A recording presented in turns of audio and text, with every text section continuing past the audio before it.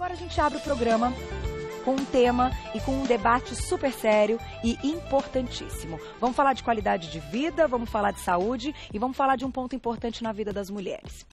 Você já parou para pensar se é saudável ou até que ponto pode ser benéfico para a gente, para nós mulheres, interromper a menstruação?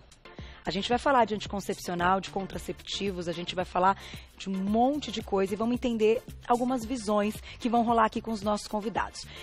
O assunto é importantíssimo, até porque quando a gente está falando de anticoncepcional, a gente sabe que houve ou está ocorrendo, e eles podem dizer melhor do que eu, até uma banalização do assunto. Todo mundo acha que nasceu para tomar anticoncepcional e pode ser que não seja por aí. A gente vai começar aqui com os queridíssimos, que vocês já trocaram novamente. Doutora Andréa Godoy, que é ginecologista, bem-vinda, muito prazer. Boa tarde. Carol, obrigada pelo convite. E pela primeira vez aqui no Você Bonito, ginecologista e obstetra e feminólogo, doutor Eliese Berenstein. Bem-vindo. Prazer enorme tê-lo aqui. Fiquem à vontade. E vamos lá. Daqui a pouquinho a gente vem com as perguntinhas do público, tudo ao vivo. E como eu citei no início até, o nosso objetivo é que as pessoas abram a cabeça, escutem novas ideias e novas opiniões, ou até opiniões que elas já, em algum momento, tiveram, inclusive dos próprios médicos, mas que possam discutir com mais argumentos, né? Porque afinal a gente está falando de uma decisão da nossa vida. Doutor, eu vou começar com você. Antes de falar até desse lance de interromper ou não a menstruação, eu queria que você contasse pra gente hoje qual é a indicação para uma mulher sair de um consultório com a orientação e indicação para o uso de um anticoncepcional. O que tem que estar acontecendo aí para que seja algo paciente, médico, tomada essa decisão?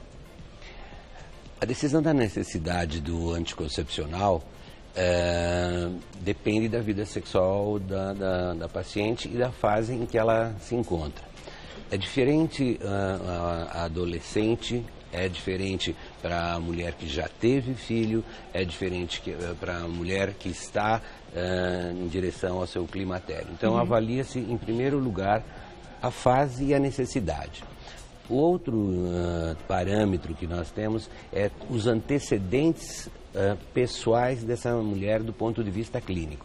Ela tem algum risco familiar ou dela próprio que nos indique que há alguma contraindicação para um tipo e não para outro? Tá. Desta história da paciente, nós já vamos colher elementos para começar a pensar. Depois disso, nós vamos ter que analisar muito bem os hábitos dessa mulher. Ela é uma fumante? Ela é uma sedentária? Ela tem uma atividade que favoreça tromboembolismo? Ela tem uma atividade que favoreça a ela desconfortos menstruais? Segundo ponto. Terceiro ponto. Ela em si. Ela tem uma preferência por tomar um comprimido diário, ela tem a preferência por usar alguma coisa semanal, ela tem a preferência, eu preciso de algo prático que eu coloque e vou pensar nisso daqui 3 semanas da minha vida. Ou eu vou pensar daqui 5 anos, eu quero durante esses 5 anos fazer anticoncepção. Bom, se eu tenho essa programação, eu vou escolher o método, dentro de tudo o que a ciência tem hoje, que é bastante confortável, o método ideal. E claro, então, que já no início a gente percebe que não é para todo mundo, que nem todos estão ali, nem todas as mulheres estão orientadas a tomar ou escolher o que elas quiserem. O ideal é que tenha toda essa orientação. Aí, vou com a Andréa para a gente chegar numa parte importante. Caso isso não seja feito e toda essa conversa e esse papo para você encontrar ali o ideal para aquela paciente não seja feito, a gente tem riscos, né? A gente consegue destacar hoje o momento da vida da mulher que traz mais riscos se ela fizer uso de anticoncepcional? Carol, são vários. Primeiro, na idade muito jovem.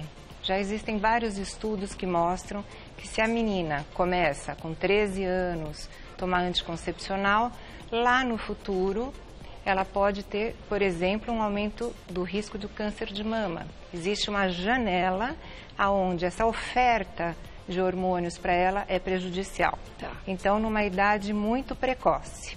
Isso é ruim para as meninas. E, às vezes, o médico fica realmente numa situação muito difícil, porque chega uma garota, hoje em dia a atividade sexual começa cada vez mais cedo, e ela vai precisar. E você tem que atender essa paciente, porque uma gravidez também indesejada é um desastre na vida da menina. Uma balança aí complicada, bastante né? tênue e que tem que ser pesado uma série de questões, essas que o doutor Eliezer falou, mas não tirando da cabeça esses fatos que são científicos. Em contrapartida, vamos para o outro oposto. As mulheres depois dos 40. As mulheres depois dos 40 também tem que ser analisado com bastante parcimônia, porque você vai ter uma incidência maior de patologias. Então, as mulheres têm uma incidência maior de hipertensão, diabetes. Normalmente, a gente tem que avaliar o sobrepeso, obesidade, uma série de questões. As trombofilias, né, que hoje todo mundo chega no consultório falando: eu vou tomar pílula, eu tenho medo de trombose. Né? Porque alguns estudos surgiram demonstrando especificamente um tipo de droga com um aumento aí da incidência da trombose, mas isso não pode ser um pânico, porque a pílula, Carol, ela nasceu na década de 60 e é dos medicamentos mais testados do mundo. Né? Pincus, quando resolveu elaborar uma pílula, ele pensou na mulher. É a nossa libertação sexual, social. Imagina só essas bailarinas que você anunciou, você, eu, todo mundo tendo que menstruar. É uma obrigação menstruar. Aí a gente já começa a entrar então no nosso debate no bloqueio. No bloqueio, que eu vou ver a opinião mas de vocês. Também engravidar. Claro. Engravidar, Sim. Né? Cada um tem que planejar a sua família. Né? Então, a gente tem que ver um lado e o outro. É um benefício que tem que ser analisado caso a caso. Então, vamos lá. No início, as adolescentes. No final do período da menacme, né? da vida mais jovem, depois dos 40, também analisadas as doenças que são prevalentes. E nesse meio intermédio é que a gente dispõe para as mulheres de um arsenal fantástico aí de coisas. Que estão no momento fértil. Sim. Que é a preocupação, claro. Enfim, inibir aí uma gravidez. Então, entrando agora no nosso assunto, já que a gente esclareceu um pouco a respeito da pílula, dos riscos e das indicações, eu vou começar a ouvir a opinião de vocês. E o que me parece é que talvez vocês tenham opiniões diferentes, e eu acho isso ótimo, porque a gente enriquece os nossos argumentos e o público de casa também ganha com isso, e muito. Doutor, vou te dar a palavra então. O que você defende dentro dessa expectativa quando a gente está falando de menstruação? O que é para você essa mulher que menstrua todo mês ou que faz o uso de pílula anticoncepcional, mas que ainda assim faz a pausa, tem o momento da pausa e da menstruação? Como ela falou, o Pincus, quando se iniciou as pílulas anticoncepcionais, eu acho que pela minha excessiva idade eu estava lá. No início da nossa vida médica, você receitava pílulas anticoncepcionais com 400, 300 miligramas de hormônios. Quando hoje nós receitamos uma pílula com 1 miligrama, nós pensamos muito porque estamos dando muito hormônios. Então veja que isto tudo modificou muito nos últimos 40 anos. Aí a gente entra na questão da vida moderna feminina e a busca de uma saúde cada vez maior. Na minha carreira, eu fui para a homeopatia, na busca de uma alternativa à medicação convencional. Nesta busca da homeopatia, não havia solução para a questão da anticoncepção. Por mais que eu seja um homeopata, eu tenho que pensar que eu vou ter que fazer anticoncepcional e, infelizmente, a homeopatia não oferece. E fui buscar quais são os meios menos agressivos em relação à feminilidade, que é a base do entendimento homeopático da mulher, a feminilidade. Quais são aquelas técnicas para evitar a gravidez, eventualmente evitar a menstruação para uma paciente que tenha necessidade também de evitar de menstruar, porque ela sofre de endometriose, ou ela sofre de uma cólica menstrual muito intensa, ela tem uma contraindicação para menstruar durante um período de anemia, ela tem um período em que ela vai viajar e ela vai ter que controlar essa menstruação. Quais seriam os métodos que a gente teria para isso? Então, tive que me adaptar a também essa variável, porque, apesar da minha ideologia natureba, eu tenho que chegar a... É algo médico importante, sim. É uma necessidade. Exato. E há alguns anos atrás surgiu essa questão, menstruar ou não menstruar? O que você defende? Numa mulher saudável, menstruar faz parte da sua saúde. É um termostato da sua saúde. Mesmo que ela faça o uso do anticoncepcional e que dê uma pausa, como eu citei no início. Como eu te disse, eu raramente procuro o anticoncepcional como método de anticoncepção. Entendi. Estamos chegando a uma fase que a tomada diária da pílula via fígado, pensamos 2 vezes já nisso. Temos outras vias de oferecer para a paciente. Entendi. A via da pele, a via transvaginal e a via dentro do útero. Certo. Que também tem liberação hormonal. Ou não? Tem, mas a passagem pelo fígado é um pouco diferente, a dosagem é diferente, o mecanismo de ação é diferente. Por quê? Porque a fisiologia nos mostrou, e a gente desenvolveu um estudo muito grande da ação dos hormônios ao longo do mês, chamado inteligência hormonal e coeficiente hormonal, que os teus hormônios interferem na tua razão interfere na tua emoção interfere nos teus hormônios. Não é difícil saber que uma mulher, num determinado momento de estresse, num determinado conflito, ela para de menstruar. Ou ela está num estresse, num conflito, e ela tem várias menstruações ao longo do mês. Desregula o ciclo. O equilíbrio o eixo depende da razão, da emoção e depende da harmonia dos órgãos. Para isso, se a gente interferir o menos possível na razão da mulher, na emoção da mulher, o anticoncepcional é melhor. Deixa os hormônios determinarem que a primeira fase do ciclo ela está bonita, ela está sedutora, ela está liberando ferormônios, ela tem a sua quantidade de endorfinas propícia para a relação sexual, ela tem a lubrificação vaginal e o seu muco cervical ideal para a relação. No meio do ciclo ela está ovulando, ela está com desejo, ela está receptiva, ela cria cenários para a sua sexualidade. E depois ela sofre, e depois ela sofre um pouquinho, o período da queda. Depois ela enlouquece com a TPM. Não, nós vamos chegar lá em tudo, nós vamos chegar. Então, eu sei que tem um monte de perguntas, já vou colocar aqui. E aí, doutor? E o depois? Depois ela já conquistou aquele espermatozoide necessário. Ela está teoricamente grávida. E ela tem um hormônio que faz com que ela esteja muito mais preocupada com a arrumação da casa, com a preservação dessa gravidez. Sim. E ao chegar no período em que falhou a menstruação, ela está felicíssima porque ela está grávida. Entendi. Esse seria o ideal. O ideal. Se todas as vezes que fosse praticada a relação sexual, as mulheres... Exato. Então, estamos falando de uma mulher saudável, acompanhada, e que deseja a sua gravidez. Em contrapartida, e eu já vou abrir perguntas para o público, eu quero ouvir a opinião da doutora. Como você colocou há pouco, rapidamente você falou, com a vida moderna, então imagina, a gente pode hoje optar por não menstruar para podermos usar uma roupa que não vai marcar ali um absorvente, para a gente se sentir menos incomodada e uma série de outras coisas que a menstruação traz. Eu vou ouvir sua opinião e depois nós vamos juntar tudo isso, porque eu tenho questionamento para os dois lados.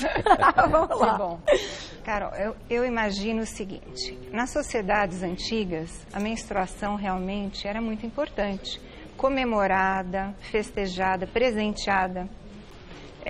E às vezes amaldiçoada. Às vezes amaldiçoada. Mas era um fato que marcava. Sim. Era um rito de passagem. A menina menstruou, saiu de uma idade e entrou em outra. É fértil. Né? Isso antigamente.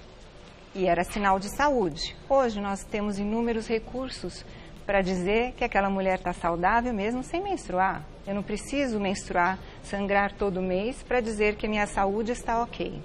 Tá, então, não é uma necessidade. De jeito nenhum. Não causa um problema para a mulher. Não, mas antes, veja bem, era um sinal. Aquela menina menstruou, está tudo bem com ela. Porque quando a gente adoece, a gente para de menstruar, o doutor mesmo disse. Então, era um sinal de que estava tudo bem com a saúde. Imagina isso, ser um marcador de saúde. E isso fica muito na mente das pessoas mais naturais. Quer dizer, é necessário menstruar? Nem sempre. O que a gente defende é a opção da mulher definir se ela quer menstruar, se o corpo dela deseja aquilo, se isso é compatível com a vida dela. Veja como a vida é um pouco injusta com as mulheres. Nós temos uma hemoglobina normalmente 2 a 3 pontos mais baixo que os homens. Por quê? Porque nós menstruamos. Nossa disposição, a TPM, o quanto atrapalha, muitas vezes as pacientes faltam ao trabalho por cólica, por ter todas as doenças que a gente diz catameniais. Isso o doutor já chegou à conclusão, ele aceita que a gente bloqueie quando a paciente tem alguma doença, certo. Uma endometriose, miomas, etc. Agora, as mulheres hoje em dia têm uma vida muito dinâmica, querem equidade no trabalho, querem ser tratadas da mesma maneira. Então, muitas vezes, elas querem lançar mão disso, não vão deixar de ser femininas, porque bloqueiam a sua menstruação. A feminilidade está em muitas outras questões. Então, antes de tudo, para a gente entender, bloquear a menstruação não vai causar um problema de saúde nesta mulher. É algo possível que não vai trazer um problema, de acordo com a doutora. Aí você, então, agora eu vou ouvir. Pode falar, doutor, fica à vontade. Vocês podem falar entre vocês também. Vamos ouvir seu ponto de vista. Porque eu vou chegar num momento importante que tem muito a ver com o público do Você Bonita, que é quais são os anticoncepcionais que fazem esse bloqueio, quais contraceptivos, desculpe, fazem esse bloqueio, se todos agem no cérebro ou se o que age no ovário também vai fazer esse bloqueio, se é só com hormônio que a gente faz esse bloqueio, por quê? Estudos mostram isso, alguns convidados trouxeram para que eu tivesse um pouco de embasamento, que o fato de ter um uso, principalmente do anticoncepcional oral, diminui nossa testosterona, diminui nossa massa muscular, diminui nosso astral, porque testosterona, por isso que os homens estão sempre assim, bem-humorados, felizes. Então, vamos entrar nessa parte daqui a pouco, mas pode continuar, o papo tá ótimo, doutor. Então, existem várias maneiras da gente conseguir esse bloqueio. Tem a pílula oral contínua, tem dispositivos intrauterinos que são muito usados, que trazem um conceito diferente, que é endocepção, tá? Que é a liberação de hormônio dentro do útero, pouquinho, todos os dias. Tem os famosos implantes, né, que podem ser... Não, doutor, temos que aceitar tudo na medicina. A medicina é a ciência das verdades transitórias. Eu deixo vocês conversarem, fiquem à vontade. Do jeito que eu estou falando hoje aqui, amanhã posso estar falando diferente e, assim, mudar de pensamento é uma característica de todo ser humano, né? Sim. Mas, hoje, isto está completamente no dia a dia das mulheres. É muito comum a mulher chegar para você e falar assim, eu não quero mais menstruar. E a medicina deu uma resposta a essa mulher. Não são todas. realmente nem devem ser todas. Tá. Algumas mulheres que querem, de repente, não tem tanta indicação e que isso seja claro para o paciente. Claro, com certeza. Mas qual é a sua visão no lance quando eu falei que o interromper a menstruação pode causar algum problema, enfim, alguma doença, alguma patologia? Então vamos lá. Menstruação é a descamação da camada interna do útero, tá? E a sua eliminação. E o útero preparar-se novamente, criar um ninho novamente para... A gente tem um vídeo, vamos dividir tela e colocar o vídeo enquanto o doutor está explicando, que mostra bonitinho esse, enfim, o ciclo. Ok, então o fluxo menstrual, a mim, está relacionado a um útero, canal do útero e canal vaginal. Tá. Bom, aquela perda. Mas o menstro não é isso. O menstro é a mulher saber que ela é mulher. Ela ter um ciclo circadiano de 30 dias e ao final desse ciclo, ela ter ovulado, ela ter preparado esse endométrio e ela, sabendo não grávida, descamar aquele endométrio. Então, começa no neocórtex em saber-se mulher. Vai para o vegetativo no hipotálamo e na hipófise, saber mulher traduzido na bioquímica. Saber mulher traduzido na bioquímica, informando o ovário de qual o ciclo dele. Tá. E ao final desse ciclo, neocórtex, hipotálamo, ovariano, informar ao útero, não houve gravidez, descame. Posso? Então, quando a gente bloqueia... Sem dúvida. Doutor, o sexo ele se dá antes disso.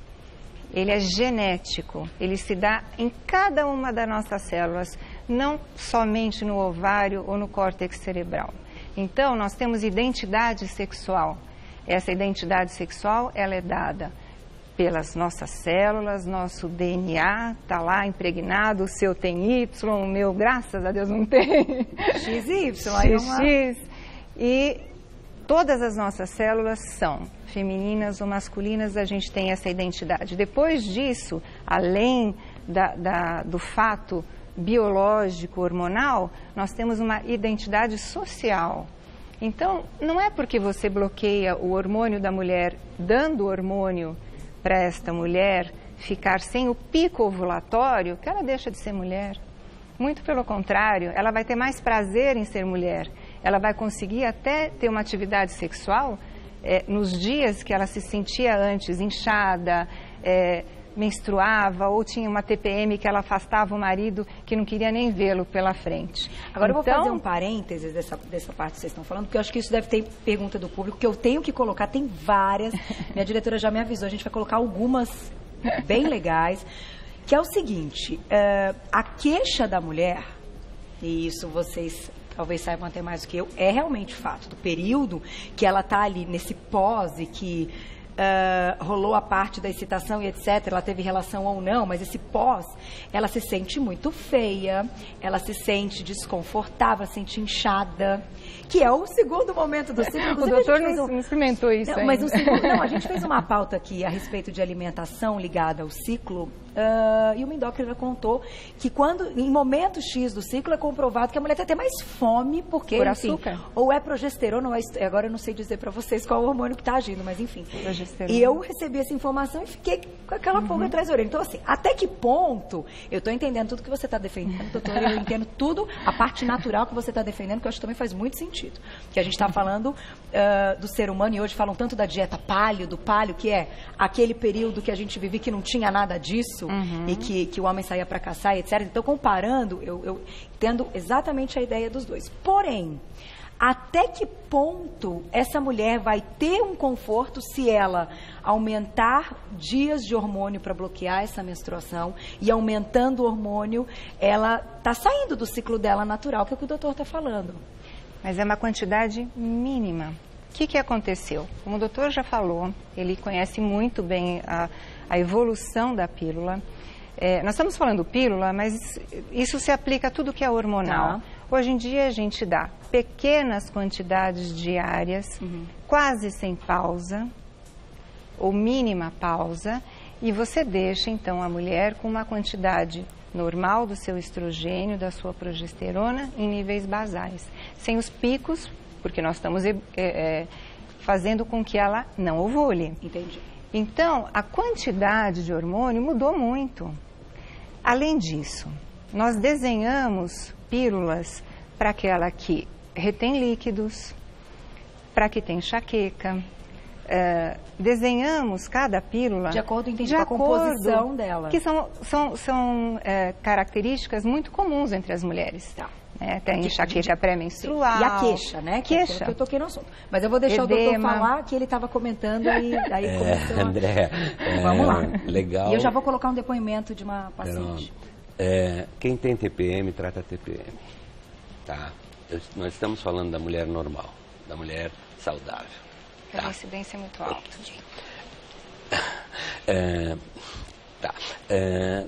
As esquimós, porque vivem nos polos, porque a noite tem 6 meses, tá? E porque elas vivem num lugar muito frio, elas têm semestração. Tá. As esquimós menstruam 2 vezes por ano. Elas têm semestração. É a adaptação do meio, tá? Dela. Quanto mais no trópico, mais uma mulher menstrua. Interessante. Tá? Porque ela lá está no frio, é uma perda energética, calórica, desnecessária e desconfortável, realmente. Então a natureza lá faz com que ela menstrua 2 vezes por ano. Tá. Okay? Interessante. Exato. A própria natureza numa mulher que está mais estressada, tá? Tende a diminuir o seu fluxo menstrual, a adaptação, tá? Por mais que nós usamos doses baixas, tá? Nós interagimos, quando usamos contraceptivos orais, nós interagimos com num ponto da mulher que é extremamente importante. Tão importante que há um mês atrás houve um grande auê porque se descobriu o local onde surge a TPM, o transtorno disfórico pré-menstrual, dentro do cérebro. Ah, onde é, doutor? É uma localizaçãozinha junto de transição entre o neocórtex e o hipotálamo. Tá? Porque o fluxo menstrual não tem a ver com isso, mas o ciclo ovulatório tem a ver com isso. Então, se eu uso um método que alterou só o fluxo menstrual, mas não alterou o ciclo, eu estou muito contente. Tá? Então, ok, não tem o fluxo, mas tem o ciclo. Esta mulher continua na sua rigidez hormonal fisiológica, a meu ver. Ela tem a fase estrogênica, ela tem os andrógenos, as testosteronas do meio do ciclo para ter o desejo sexual, ela tem a progesterona para se acalmar no pós-ovulatório e não ter TPM. A TPM é uma falta da progesterona. Tá? A TPM tem... Então, a relação estrógeno-progesterona em algumas mulheres se altera e altera esse local no cérebro que gera a TPM. Não só a TPM, mas o transtorno disfórico pré-menstrual, que é aquela que é a mais estigmatizada, que ocorre em 4% das mulheres. Tá? A inibição do ciclo para tratar esse comportamento feminino, tá? Ele é duvidoso, porque existem outras formas de tratar a TPM. Tá? Mas eu concordo com o André que a mulher moderna, para o seu cotidiano, ela pode dizer: o menstruo para mim é extremamente desconfortável. Não adianta eu usar OB, um absorvente interno, que o fato de estar menstruando me é desconfortável. Cai naquela paciente que tem uma menstruação que é incômoda para ela. Eu até concordo em inibir a menstruação, o fluxo menstrual, e não o ciclo. Eu vou fazer o seguinte, eu já volto vocês podem continuar conversando. Porque tá Não quente, vamos, não isso é vamos ótimo, brigar. isso é ótimo. Eu ainda não tenho paciente esquimó, então eu não vou brigar com ele. É assim, cada um Nós vamos defendendo a Estaremos sua vivos no ideia, intervalo, depois do porque intervalo. na volta a gente vai assistir um depoimento, eu vou fazer perguntinhas do público, e eu queria chegar nessa parte de, então, o que acontece com o corpo feminino? Porque hoje a gente sabe que muitas mulheres precisam do anticoncepcional, vamos colocar dessa forma, sentem-se seguras de terem a sua relação, de terem o seu casamento e não terem filhos no momento que não desejam, usando, sim, pílula anticoncepcional. Até, eu acho que o oral ainda é muito maior que os outros contraceptivos, a gente sabe que tem até uma diferença de preço e etc.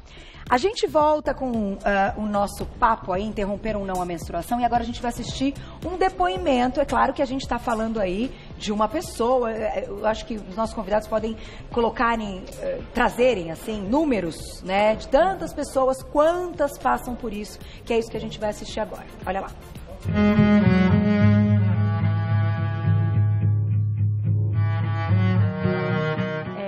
Eu comecei a tomar anticoncepcional com 17 anos. Não tinha tanta necessidade, era por conta de regulação de menstruação, por conta das espinhas, que eu tinha muita espinha. Então eu fui no ginecologista, comecei a ter relação sexual e a gente achou melhor que seria tomar anticoncepcional, assim como a maioria das minhas amigas, todo mundo tomava. Pra mim era ótimo, né? Super me regulava. Eu tinha controle, né, da minha menstruação. Se eu quisesse menstruar, eu não menstruava. Se eu quisesse, eu continuaria. Fiquei tomando por 5 anos. E aí eu vivi a minha vida tranquilamente, estudo em Botucatu. Comecei com dor de cabeça e eu já tinha um histórico de enxaqueca, né, antes. Comecei com dor de cabeça e não parava a dor de cabeça. Começava a tomar um remédio, não parava. Foi assim por 3 semanas. Então eu achei melhor ir no hospital para tentar atendimento. A médica falou que aquilo era enxaqueca mesmo, que eu não tinha que me preocupar, que era para tomar alguns remédios para dor e ir para casa. Acordei de manhã com muita dor de cabeça, tomei o remédio para enxaqueca. 1 hora depois eu comecei a ter alguns efeitos da trombose que eu tive. Então no caso eu tive uma dormência muito grande no braço e na perna direita, como se eu não tivesse controle do meu corpo. E eu comecei com confusão mental. Então, eu pegava o celular para tentar fazer uma ligação, uma mensagem, não conseguia, aquilo começou a me desesperar e minha mãe veio para Botucatu para me socorrer. Então, me levou para São Paulo, porque a gente tentou o atendimento em Botucatu, não deu certo. Em São Paulo, o hospital me deu um atendimento ótimo, me fez uma ressonância no mesmo dia e na ressonância eu descobri que eu tinha trombose venosa cerebral. Na discussão com o médico naquele mesmo dia, que eu já estava internada na UTI, a gente fez uma investigação do porquê acontecer aquilo, porque eu sou muito nova para acontecer isso. E na investigação eu não tinha nenhum grau de risco para ter trombose, eu não fumava, não tinha nenhum caso na família. E a única coisa que eu fazia uso era o anticoncepcional. E então a gente decidiu que a gente ia fazer vários exames de pesquisa de trombofilia para ver se eu tinha alguma propensão a ter a trombose. E nesses exames nenhum deu positivo, não tinha não tinha nada que pudesse me dar a trombose. Então o único motivo mesmo era o uso de anticoncepcional. Fiz um tratamento com um anticoagulante no hospital. Graças a Deus hoje eu não tenho nenhuma sequela. Tudo voltou ao normal, sigo minha vida normalmente, mas o risco foi grande e até hoje essa história me assusta, lembrar que poderia hoje estar numa cama ou não estar enxergando direito, ou não estar falando direito, que é o que acontece com muitas meninas. Minha lição que eu tiro de tudo isso é se realmente, quando você vai ao médico, você realmente precisa do anticoncepcional, analisar bem os riscos daquilo. Muitas meninas precisam realmente, tem ovário policístico, tem muito problema com menstruação. Não acredito que o anticoncepcional seja de todo mal, mas eu não concordo com a forma com que ele é receitado indiscriminadamente. Porque o risco, ele é pequeno, mas quando ele acontece, as consequências são muito graves. Então, tomar muito cuidado.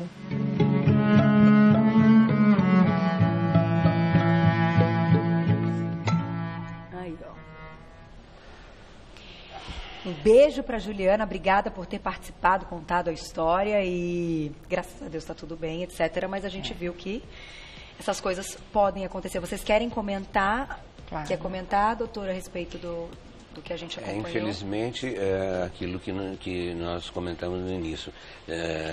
Jovem, adolescente e inicia-se sem que a gente, médico, consiga adivinhar que ela tenha um risco tromboembólico. Tá.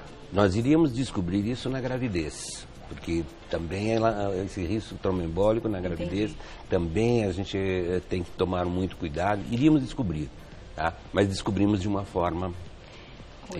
Carol, existem exames, é interessante que seja dito, quando o médico, na hora de prescrever uma pílula, ele desconfia das trombofilias, existe um perfil sanguíneo a ser solicitado.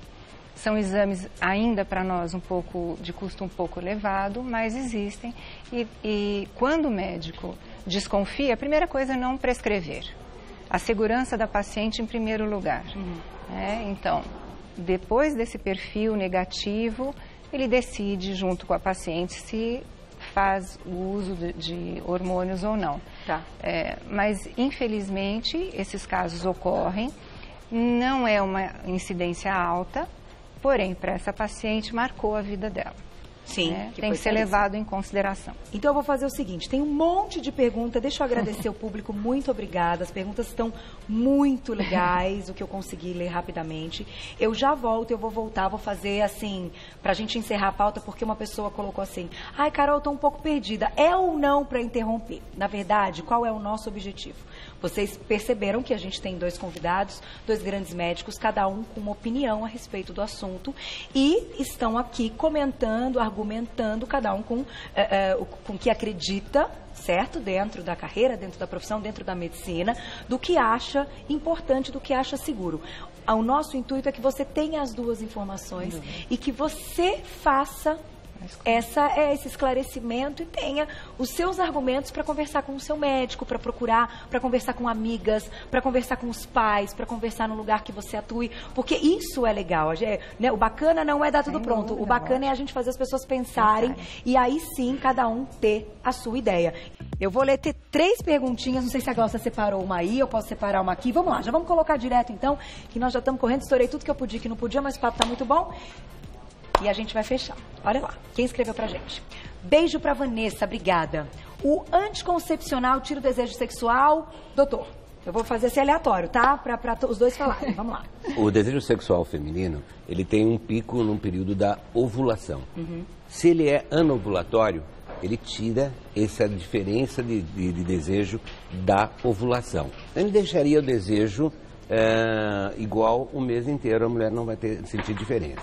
Por si só, não, o anticoncepcional não deveria tirar o desejo dessa mulher. Mudar de anticoncepcional para que ela volte a ter desejo. Que pode encontrar resposta sim, aí. Seria contrassenso você usar algo para ter uma vida sexual mais ativa e não ter desejo. Seria um contrassenso. Perfeito. Mais uma perguntinha agora, doutora, vamos lá. Monique, obrigada, um beijo. Já tentei interromper uma vez, mas me senti mais inchada, irritada e ansiosa. Então, desisti desse método. Esses efeitos geralmente acontecem? Excelente pergunta. Vamos lá, chegamos numa parte importante aí, que é a sensibilidade quando você para de menstruar. Então, Monique, primeira coisa, quanto tempo ela insistiu nesse método que ela escolheu junto com o médico dela? Normalmente é um período adaptativo de qualquer bloqueio hormonal. Os 3, 4 primeiros meses. Tem gente que não consegue ultrapassar isso.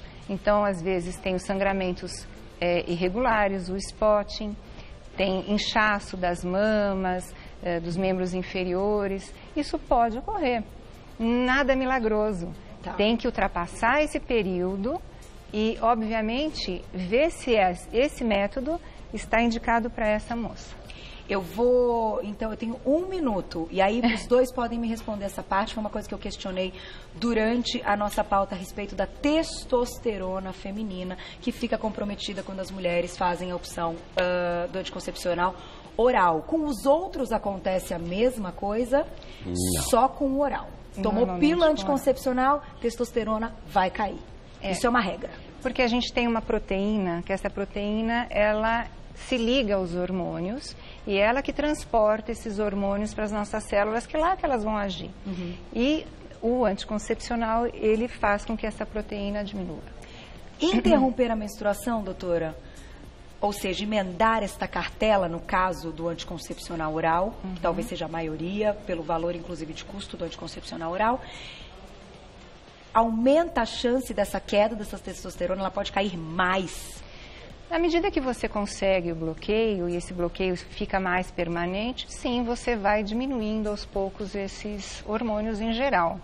Existem pílulas que são desenhadas para que você emende, e outras não. Inclusive, a segurança do método fica afetado. Então, não é qualquer pílula que você pode emendar. Isso é muito comum a gente chegar no consultório, eu estou emendando essa cartelinha aqui, mas isso não foi desenhado para isso.